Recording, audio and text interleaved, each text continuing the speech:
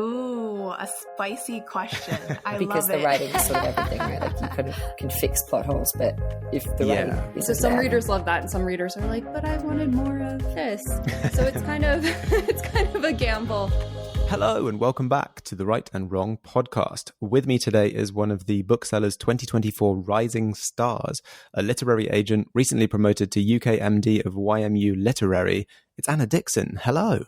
Hello. So nice to be here. Thanks so much for coming. Thank you for having me. Yeah, absolute pleasure. Great to have you on. Starting things off, congratulations. You've very recently been promoted. Thank you very much. Yeah, it was only a couple of weeks ago that got announced. So it's been a bit of a whirlwind because I then went on the best or worst timed holiday. I can't decide which, almost immediately. So I've come back and now I'm sort of, getting on with it. But it's great news. Really, really pleased. Yeah.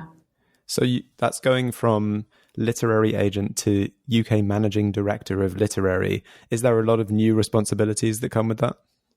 Oh yeah, like lots of sort of more top level stuff, and also I'll be working really closely with our new global MD, Bryony Gowlett, which is really exciting because we've known each other for a long time but haven't worked together in this way before. So it's going to be really fun, I think. Okay, and like you mentioned, global YMU obviously is a international, massive talent agency. Literary being just one arm of that, and I wanted to ask just because most of the agents that I have on the podcast are from either like boutique agencies or agencies that are strictly like just literary agencies. Do you get to work on projects like across mediums, sort of outside of literary, when you work for a company of that size that represents that kind of that breadth of talent? Yeah, I think that's actually one of the reasons why I came here is because when I was working at WME before here, I was doing a lot of, or sort of building more business in crossover, which is sort of a, industry lingo thing for anything that's coming from other areas. So I was enjoying a lot of that sort of, podcast books and books from talent, quote unquote. I know that's such a weird way to describe a person as like talent, because it makes it sound like other people are not talented, which is obviously not the case. But that's sort of, the entertainment folks. So definitely a big part of what we do here. So we've got a roster that spans sort of the entertainment industry from, broadcast television to social media led talent to sports to digital sports, because that's a thing. So we have an agency called DSM in-house, and they do a lot of licensing deals. Like they did the licensing very cool for between FIFA with Ted Lasso. So they're very interesting, and they have a lot of streamers and gamers on their roster. And we've also got a business management list, and they do sort of all of the behind the scenes work for a lot of very, very big, very, very famous people. And we also have music. So yeah, it sort of operates in lots of different areas. And so we are the sort of first port of call for any new signings anywhere, and also a lot of the existing roster work with us. So yeah, that's a really exciting part of the business for sure. And I do get to do a lot of different deals as a result. So we don't have scripted, for example, in-house. And so when there's adaptations, we'll either use a preferred partner for book to film, but I've also dabbled in that area myself. So I get to do a couple of those too. I did a Swedish theatre rights deal one time. That was a fun segue into something a bit different. And we also work really closely with our digital team on podcasting. So I get to step into that world quite often as well. So it's, it's variety's the spice of life here for sure. So in terms of sort of narrowing that down to how that would affect, let's say, an author on your list, does that mean that you're kind of encouraging them to sort of branch out and be like, well, maybe we could, there's an adaptation opportunity here, or like you could go on this podcast here, et cetera, et cetera? Yeah, certainly. I think that there's a couple of podcasts in-house that are sort of YMU podcasts, where we sort of operate almost as a bit of a production company because we're very involved on the back end. So that's Happy Place Podcast, High Performance. And so where those sorts of pods might move the needle for our books, we certainly try and get our clients on there where appropriate. But I think that it's more, we're able to come with a full sort of social strategy. There's one of my colleagues, Hannah Twigg, shout out to Hannah Twigg, because she's honestly honestly just dynamite. But she is a social strategist and she works specifically on the book side of things. So it's definitely a service that we're quite passionate about because it's just never been harder to launch a debut, and we're really aware of that. So where an author is willing and keen to do other stuff like that, like we're very much here to help, and we put together sort of bespoke social strategies for our clients before they launch a book project, whether they're a sort of honest to goodness author and that is their core business, or if they're coming from somewhere else as well. We're very much keen to help on that front, because it's just it's really difficult to launch somebody these days, and publishers obviously have finite resources on that front. So we definitely want to pull whatever levers we have at our disposal when we can. Absolutely. Mm-hmm. What do you think why do you think it's so much harder now to kind of break out as a debut than it was, say, like 10, 15 years ago? Well, I think like with anything, there's so much choice now in terms of the media we consume. And so even if you are a person who, self-identifies as a reader, you're also going to have a lot of different things competing for your limited amount of time every day. And so when there's such amazing things happening in all different formats, you're up against TV, you're up against movies, you're up against audio. I mean, it's not up against audio really, because that's obviously a part of our business too. But what I mean by that is more so sort of podcasts or, radio shows and things like that. And so when you're thinking about how to break somebody out, it's just, it can be difficult. There's also, we've got the shrinking amount of space in supermarkets with our books. And so that sort of avenue for selling and promotion is shrinking. We've also got, there's a limited amount of space in sort of broadsheet newspapers and on those radio slots that are key drivers and broadcast key sales drivers around publication, when there's only so many slots that are available and an overwhelming amount of books publishing each year across all publishers.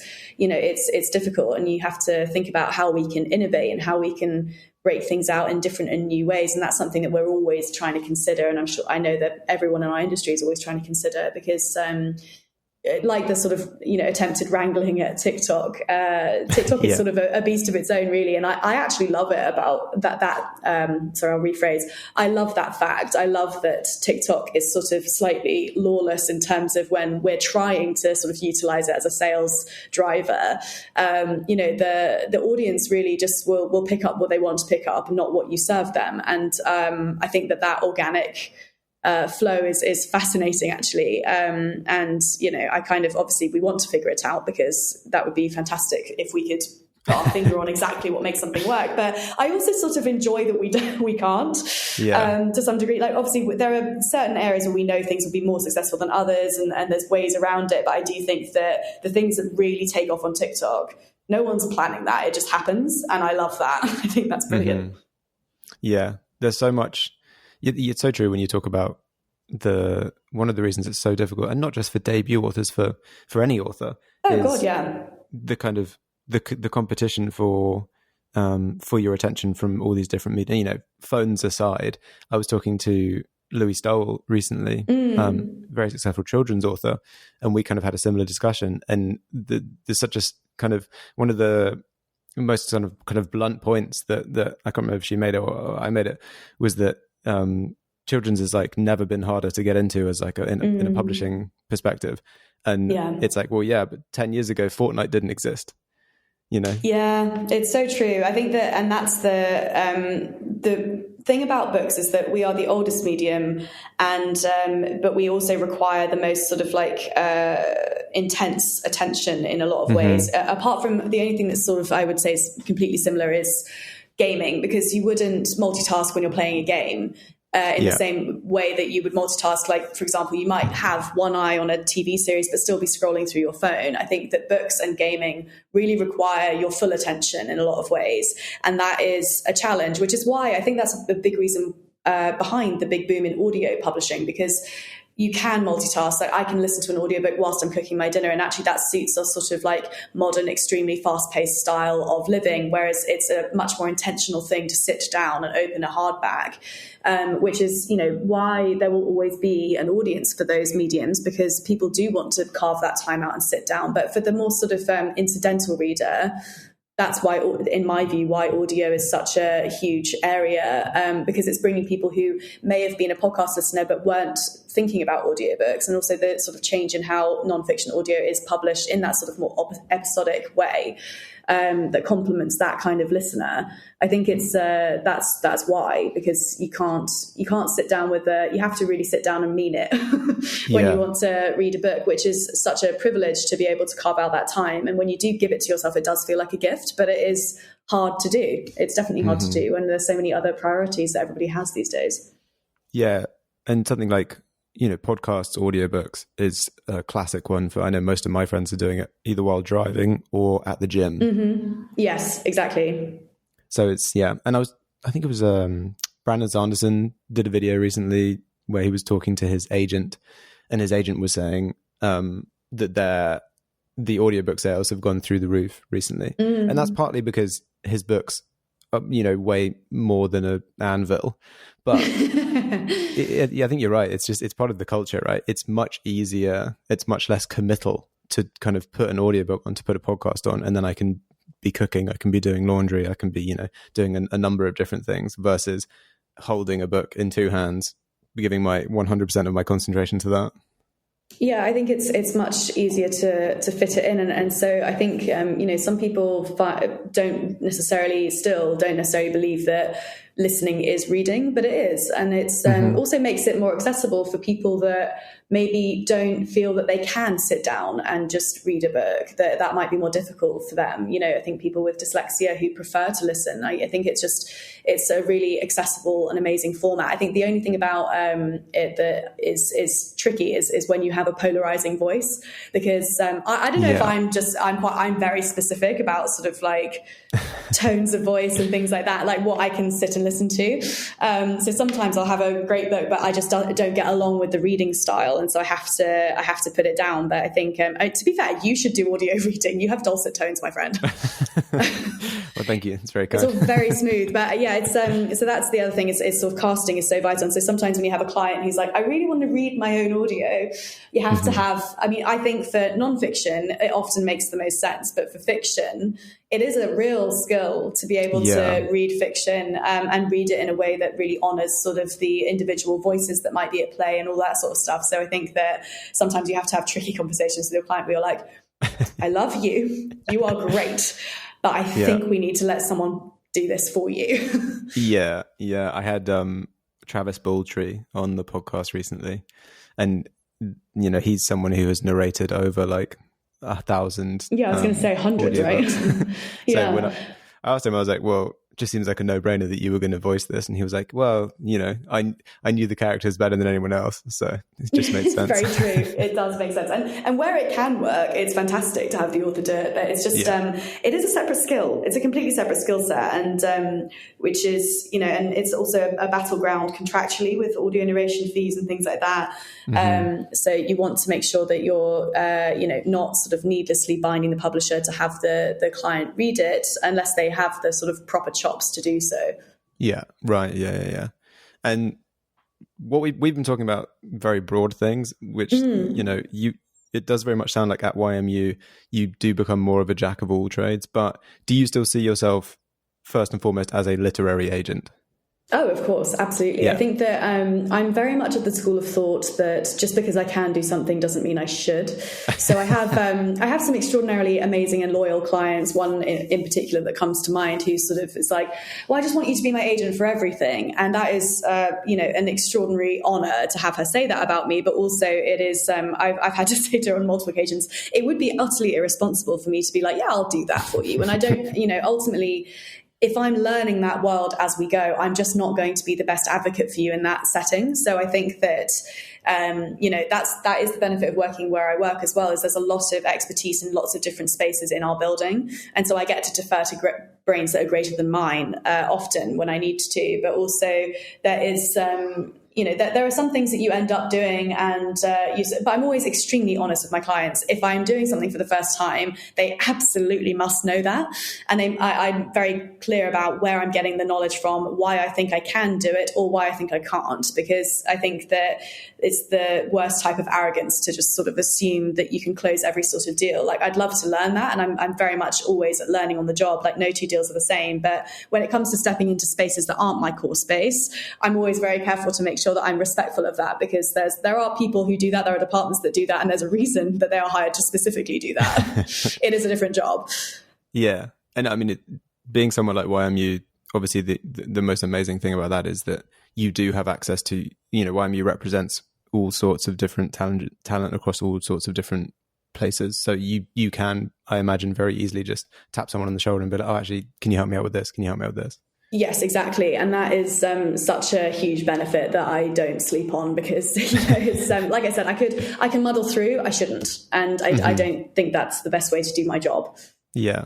I imagine it works the other way around as well. Maybe like a sports agent will say to you, oh yeah, we're looking into publishing. Can you help me out with this? Yeah, no, we're always the first port of call for any of those sorts of conversations. It's rare that any of our managers do. There's some historic relationships that still continue, but it's rare that any of our managers do direct publishing deals at all. So they always give us a call, and it's good because we have such great relationships with everybody and all of our colleagues that we're able to sort of say, like, this feels more like a podcast idea, or this feels more like a long read than a book format, or what about this? But the thing that we're very careful of, because we have, when you're working with people from other spaces and entertainment, they are extremely time poor.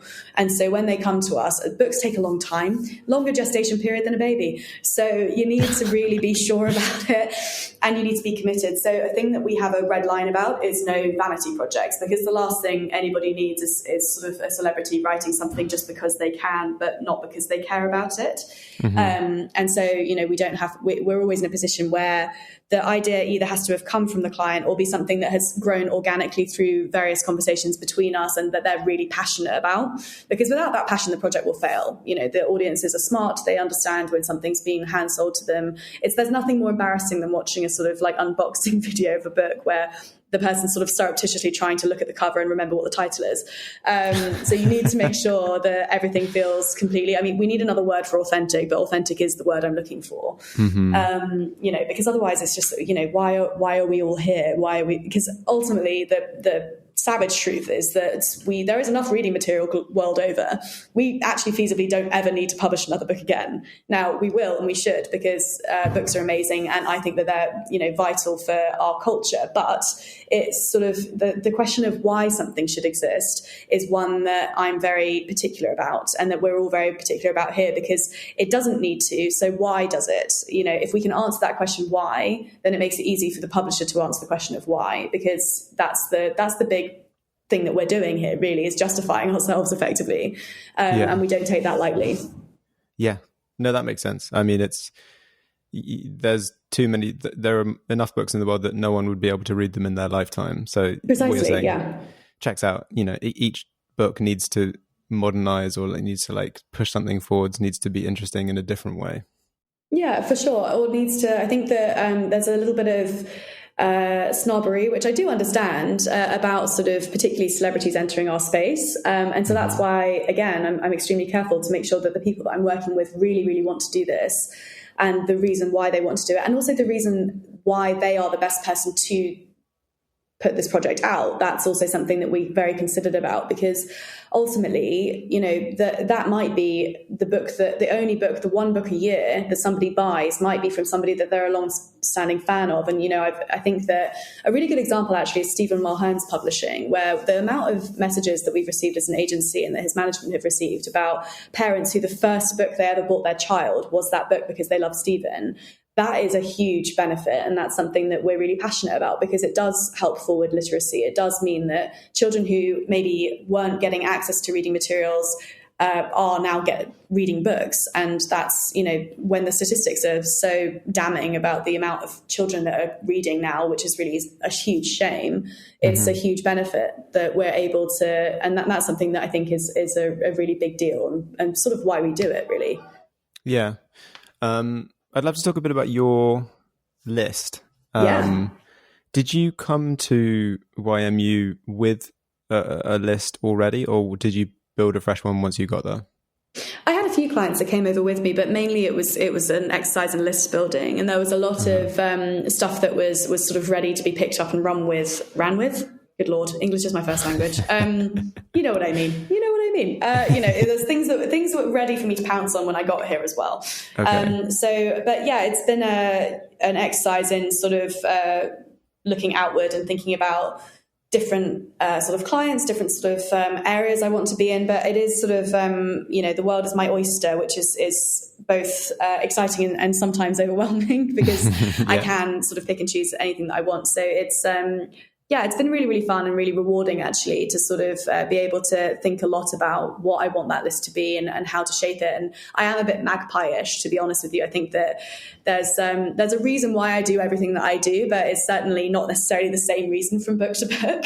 Okay. So it's an extremely broad roster of people that I look after, which I very much enjoy. But it's certainly not. I couldn't ever put a fine point on exactly what is or is not my remit, because to be honest with you, every time I do that, I do make a hypocrite out of myself in short order. So I'll say something like, I'm not going to do this sort of book again, and then the next week I'm like, well, I'm doing this sort of book again because something that not my socks off has come in and I have to. Yeah. So are you currently open to submissions?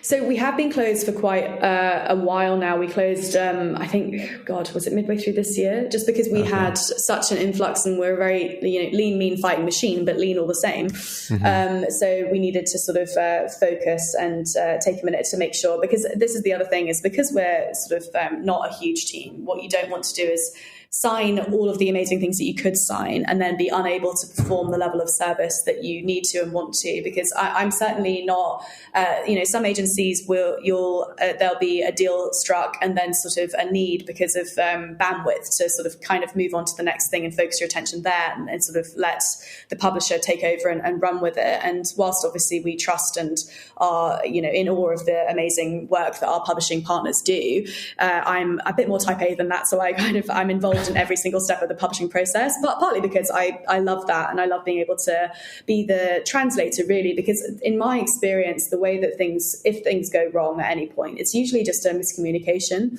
some sort of missed translation of lingo here or there, or sort of not necessarily understanding what is quote unquote normal in the process. And so I think that I like to be involved in every step so that I can make sure that not just my clients getting what they need, but also the publisher, because we are there to help the publisher as well, to make sure that everything runs smoothly. So certainly that's the way that we do the job. So because of that, there's obviously the time efforts on that front that need to be considered. So yeah, we did put a pin in our submissions. We are very soon to be reopening, which is very exciting.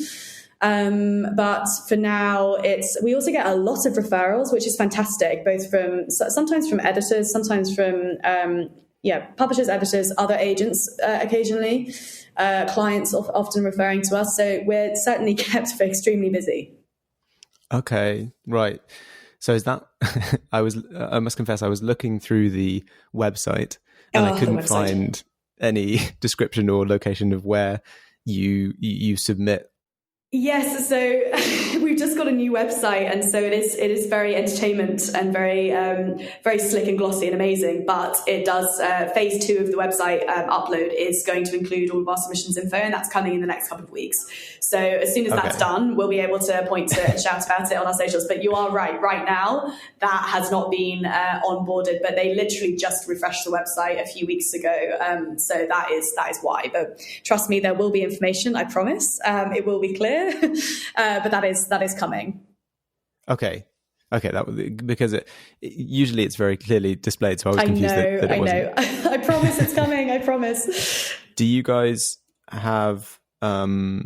Is it like a one shared submissions email, or are you going to do a per agent kind of thing, and you submit to the appropriate agent? Yeah, so we do have a shared inbox, but we it's going to pivot slightly. So I think that and I should probably check this information for sure, but there is a sort of form that we're going to include where you can specify which agent you're hoping will read your work.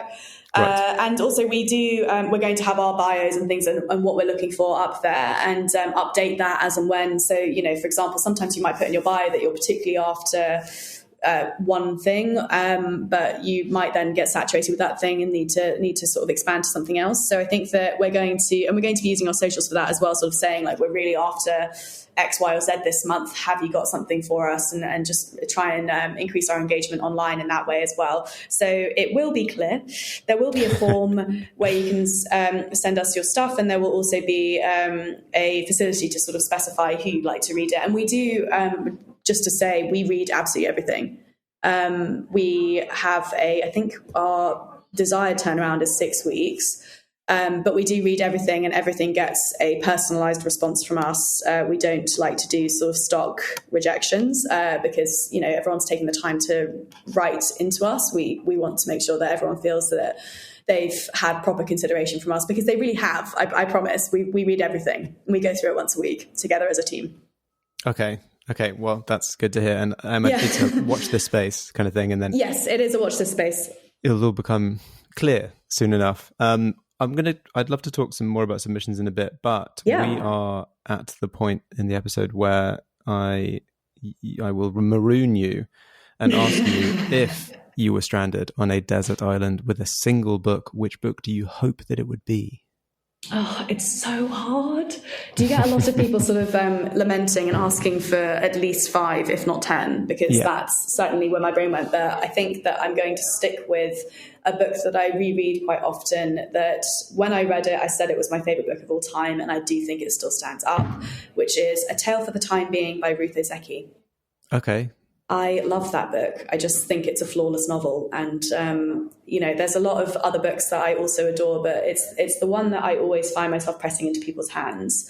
And I've actually converted one of my colleagues had never read Ruth Ozeki and now is a complete stan, because I was like, you need to read her. She's unbelievable. So that is, that's where the hill I'm going to die on. It's going to be the Ruth Ozeki hill. That's a great choice. I always think it's so interesting to hear what the book is that people reread the most, because there's something very telling about the rereadability of a novel. Oh, totally. And I think there's a lot that I wouldn't reread. I mean, to be honest, I often, if I'm going to reread something, it's often things that I read as a teenager or as a child. And so you'll see me rereading Little Women most years. I'm a big sort of Kelladry of Mindelen fan, for anybody who's a fan of Tamora Pierce's work, because that was sort of such a quartet. It's called The Protector of the Small Quartet, and that was my sort of that was my childhood. I read that series over and over again. So big fan of those. But I think there's something about rereading books. I think that I often return to things that I read when I was a lot younger, as opposed to things that I've read in my adult life, apart from Ruth Ozeki is the one that I tend to return to as a grown-up, when I first read her as a grown-up. Oh, that's interesting. Yeah. Because you understand entirely why you would reread. And sometimes I'll flick back over something that I read when I was much younger, and I'll think, maybe I shouldn't read this again, because my memory of it is much better than actually I think what it is. Oh, absolutely. And that's the same with films, really. There's certain films where I'm like, I will never rewatch that because it will have aged horribly and I don't want to know. I just don't want to know.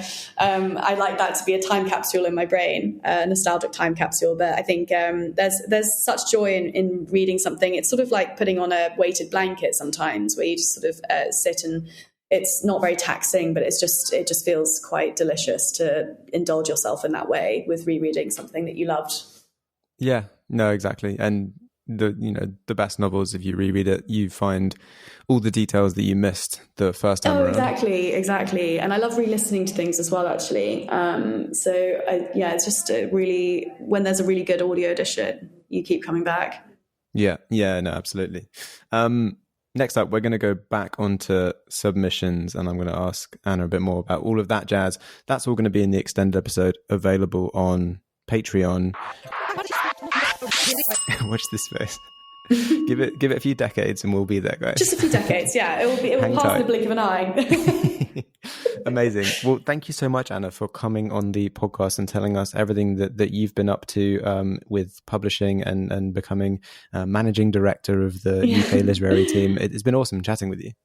No, thank you so much for having me. It's been such a pleasure. And obviously, if anyone's got any further questions, I'm sure that my email address is somewhere on the internet. So get in touch. Least it will be soon. It will be soon, yes, Once exactly. the website's updated. Once the website's updated. If anyone listening wants to keep up with what Anna is doing, you can find her on Twitter at Anna R. Dixon or on Instagram at AnnaRDixon.agent. To support the podcast, like, follow and subscribe, join the Patreon for ad-free extended episodes, and check out my other podcast, The Chosen Ones and Other Tropes. Thanks again to Anna, and thanks to everyone listening. We will catch you on the next episode.